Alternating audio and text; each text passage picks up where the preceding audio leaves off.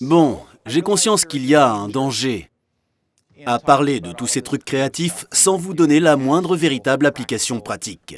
Certains d'entre vous pensent « Bon, c'est bien sympa tous ces trucs sur le langage visuel, mais ce que je veux vraiment, c'est juste que mes photos soient moins pourries. » Vous avez quelque chose pour ça? Bon, la bonne nouvelle, c'est qu'on a le filtre anti-photo pourri. Un des trucs que j'ai écrit dans l'âme du photographe, c'est qu'il n'y a pas de filtre anti-pourri. Cette expression, je suis allé la chercher chez un ami qui faisait beaucoup d'éditions vidéo. Et c'était son équivalent d'un « je réparerai ça plus tard sur Photoshop ». C'est bon, on appliquera le filtre anti-pourri et tout ira bien. Il n'y a pas de filtre anti-pourri. Mais il y a des choses qu'on peut faire pour avoir des photos plus puissantes. Donc si vous en êtes, à songer au temps que ça vous prendra, car ça peut prendre un temps considérable pour pas mal de trucs, ce truc-là sur la composition, ce truc-là sur le langage visuel, ça peut prendre pas mal de temps à s'établir et à trouver sa meilleure façon de s'exprimer dans votre façon de faire, ça peut prendre un bon bout de temps. Alors je vais vous donner ce qui est, je pense, disons 10 ou 12. Si je pouvais m'asseoir avec un étudiant et lui donner mon top 10 ou 12 des trucs à essayer, c'est de ça que je parlerai. Vous l'avez déjà entendu, il n'y a pas de baguette magique. Rien de ce que je vais vous dire va vous faire penser « Oh, incroyable, si seulement j'avais su ça !» Ce que je vais dire, ça va être, au mieux je l'espère, un rappel, et peut-être que si je secoue suffisamment les bras dans tous les sens, je vais vous convaincre que c'est important, mais il n'y a rien de neuf. Rien dans ces trucs de photographie n'est vraiment révolutionnaire. Je pense, cela dit, que c'est important que nous réalisions qu'en fin de compte, il y a simplement des choses qui marchent mieux que d'autres. Certains outils. Vous savez, vous pouvez apprendre tout ce qu'il y a à savoir d'une langue. Quand un professeur vous dit finalement « je vais vous apprendre à utiliser le sarcasme » ou l'ironie, ces outils pour l'écriture sont très utiles. Donc, considérez maintenant certains de ces outils, les façons dont vous pouvez utiliser certaines des choses dont nous parlons, la composition, la technique, pour créer des photos plus puissantes. Bon, ça c'est dit, mais souvenez-vous que ce qui est une photo puissante ou non dépend énormément de ce que vous voulez dire. Donc vous ne pouvez simplement pas tout appliquer sans réfléchir, ce n'est pas un filtre anti-pourri, vous savez, comme appuyer sur un bouton et pring, votre photo est meilleure. Car je ne sais pas ce qui est meilleur, il n'y a que vous qui pouvez le dire. Donc, quand je vous dis par exemple qu'il faut que vous appreniez à isoler, ça va être une des choses dont je vais parler. Maintenant, il n'y a plus que 11 sujets à aborder. Quand je vous dis « il faut que vous appreniez à isoler », ça ne veut pas dire que maintenant, David, il a dit qu'il fallait que j'apprenne à isoler, alors chacune de mes photos doit être isolée. C'est un peu comme si quelqu'un dit « vous savez, tu as essayé la photographie HDR, tu as essayé les panoramas, tu as essayé un objectif tilt shift. Si tu veux faire une photo vraiment chouette, fais un panorama en HDR avec un objectif tilt shift. Ok? Avec tout ça, ce sera incroyable! Si un verre de whisky c'est bon, alors 10 c'est génial! C'est pas quelque chose nécessairement à faire, ce n'est pas cumulatif. On pioche, on choisit dedans selon ce que l'on veut dire. Bon, maintenant que c'est dit, explorons un peu quelques trucs auxquels je pense selon ces termes. Enfin, je vous le rappelle, c'est ma façon de faire de la photographie. Va y avoir de vastes sujets que je n'aborde pas.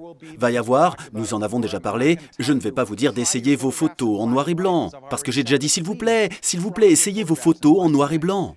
Utilisez ça au moins comme outil d'évaluation. C'est une façon de regarder, de faire disparaître de la scène ces couleurs si séduisantes pour que les lignes, les textures et les formes puissent jouer un plus grand rôle. Vous pouvez ramener les couleurs sur scène plus tard, mais soyez au moins conscient de ce qui se passe. Ça vous aidera à voir mieux.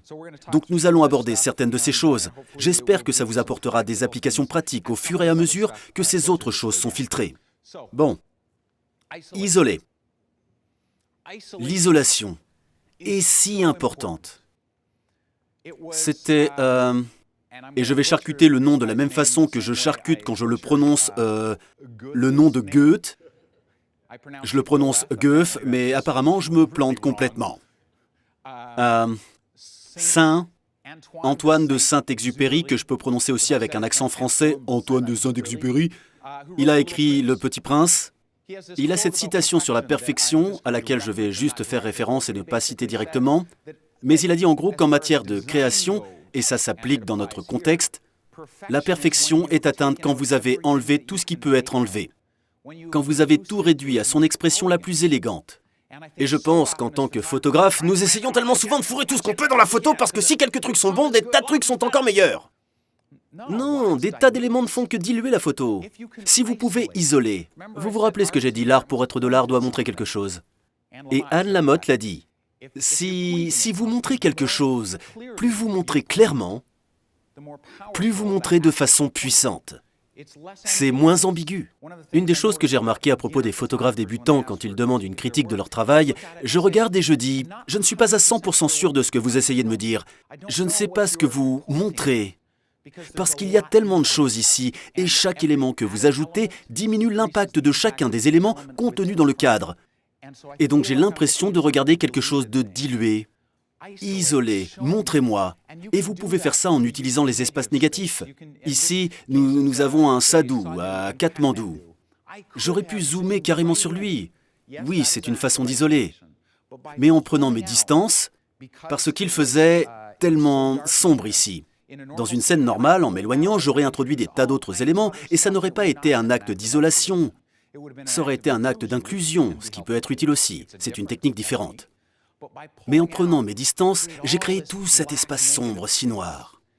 Et ça dirige les yeux, boum, droit sur le sadhu.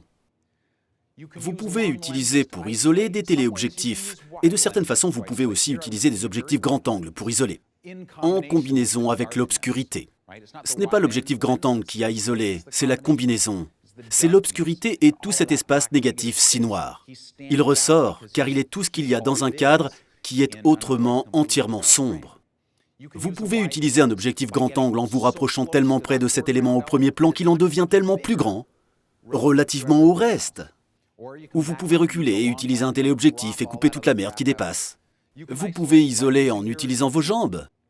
Votre point de vue vous permet d'isoler.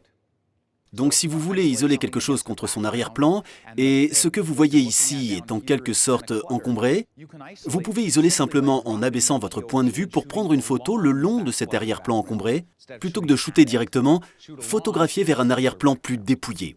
Il y a peut-être juste besoin de bouger vers la gauche ou vers la droite. Attendez, ça c'est la droite, ça c'est la gauche. Je n'ai que deux choses à dire à ce propos. De bouger vers la droite ou la gauche change entièrement votre vue et change l'arrière-plan, la relation entre le premier plan et l'arrière-plan, et peut isoler, créer une photo plus propre, plus simple. Plus je passe du temps à faire de la photo et plus j'ai soif de photos simples. Je veux des photos qui soient élégantes et gracieuses. Ce n'est peut-être pas ce que vous voulez, mais l'isolation peut toujours être un outil vital pour créer les photos les plus puissantes. Si vous avez des éléments ajoutés, qui ne contribuent pas à l'histoire, supprimez-les. Et ça inclut la couleur. Si la couleur ne contribue pas, si elle détonne, et du coup attire le regard d'une façon qui ne sert pas à raconter votre histoire, débarrassez-vous-en. Soit vous atténuez les couleurs, ou vous recadrez en utilisant votre point de vue, ou Lightroom, atténuez-les en termes de saturation ou de luminance, ou tout simplement photographiez en noir et blanc. Apprendre à isoler, c'est apprendre à montrer avec plus de force et d'élégance la chose que vous voulez photographier. Pour ce faire, il faut savoir ce qu'est cette chose. Vous devez vous asseoir et vous demander « Qu'est-ce que je veux vraiment qu'il voie ?» On en revient donc toujours à la vision, on en revient donc toujours à l'intention. Encore une fois, il faudra peut-être 10 ou 20 prises pour en arriver là, pour savoir vraiment, et ce n'est pas un problème. L'appareil photo comme collaborateur est très utile. Mais apprenez à isoler, apprenez à montrer plus clairement. Et vous découvrirez que vous avez des photos auxquelles les gens répondent, car ils savent comment répondre. Ils ne les regardent pas en disant « je ne comprends pas qu'est-ce qu'il essaie de montrer ». Et si c'est une large scène, encore une fois, prenez 3 ou 4 photos et assurez-vous que chacune soit simple et élégante, isolez l'histoire de chacune, plutôt que d'essayer de toutes les faire tenir en une seule photo.